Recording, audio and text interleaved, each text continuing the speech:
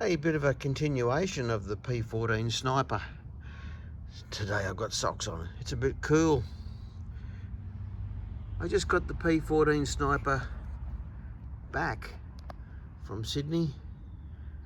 Been re-blued, had the woodwork fitted. It was a little bit tight up here on the top. He has fixed that. He's better at it than me. I didn't want to fuck it up. So it's all worked out very nice. The bluing has been good. Left the rear sight white. The micro adjustable rear sight white. Yeah, as you can see, bluing's worked out very nicely. I just gave it a coat of oil last night and it's come up nicely. There's the New Zealand marking there. So the timber work came from a bloke who now lives in Western Australia.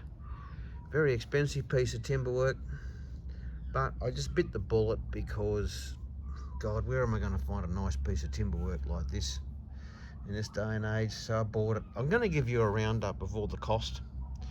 Now, this is also going to be a video about people who see a rifle and go, oh, geez, that's a military rifle. You should restore that to full military configuration.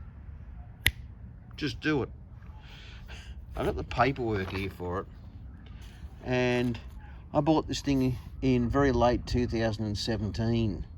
So that's more or less, let's just say 18. It's 5 years I've been working on this, because when I got it, the only thing that was really usable was the bolt, the trigger guard, the butt plate, the sling swivel, which is really less, and apart from the sight, which is amazing, and it's still there, and that was pretty much it. Everything else I had to purchase via a man who lives in New York. He got me all these parts to do it. The barrel band, front barrel band, sorry, the front sight, it come with the gun, but everything else was purchased through New York. My good stuff, you know who I'm talking about. So that was 5 years of getting all those parts to finally, and it needed a magazine box. It didn't have one. Had one made out of sheet metal that was pretty shit. So I got that all together and gave it to Tom, the gunsmith in Sydney from T-Bone, and I've prepared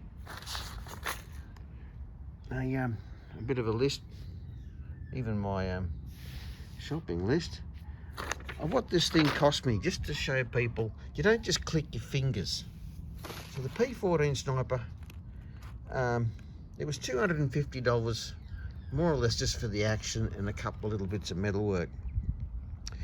It was $600 for the timber work. Ooh, just got attacked by a magpie. You little demon, you. Swooped. I've never been swooped in my own yard before. $600 for the new barrel. I haven't looked at that, but I can't see why it wouldn't be nice inside. Mr. Magpie, settle, pedal, settle. It was $250 for the new bits of metal work, and it cost me $470 for the gunsmith in Sydney, Tom, to re-blue all the parts and put it together. And he had to bed the rifle because it was getting a little bit sloppy in there, which you don't want. Even though I've really got no intentions of ever firing this thing, it's good to have it fixed. Anyway, he thinks he's found me a buyer. because I was going to get myself a reproduction scope mount. They're about $570 US, so in Australian dollars it's a fair bit more. And then I had to find a scope for the damn thing, and I was sort of hoping that someone made reproduction scopes, but they don't, so I'd be looking for an original. I don't even know what they're worth. So I've decided that's far enough for me. I've done enough with this old girl. I'm going to sell it on, and then someone else can take over and finish the project off. So this rifle, all up, excluding petrol and my time and my sanity, has cost $2,170. That's just to get it back into this order. Someone else has got to do the scope mounts and the scope, and I don't know what the original scopes are worth, but I would imagine they're going to be worth a lot.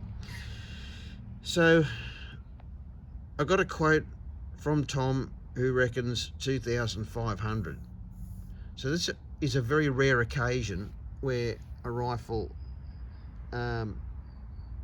is actually going to make me money, but 2,500 from 2,170 doesn't leave a lot, seeing I've done 2 trips to Sydney. Petrol money, it's $50 for petrol each way. There's $100 and postage and here and there. I'm probably still losing out, but I have resurrected a nice old rifle from the bargain bin at Thornton Firearms here in Newcastle, New South Wales, Australia. And the markings have come out exceptionally nice. It's almost looks new.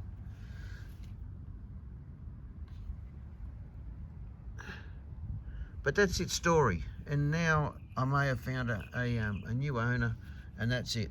Bye bye. I've done my bit. Thank you for listening.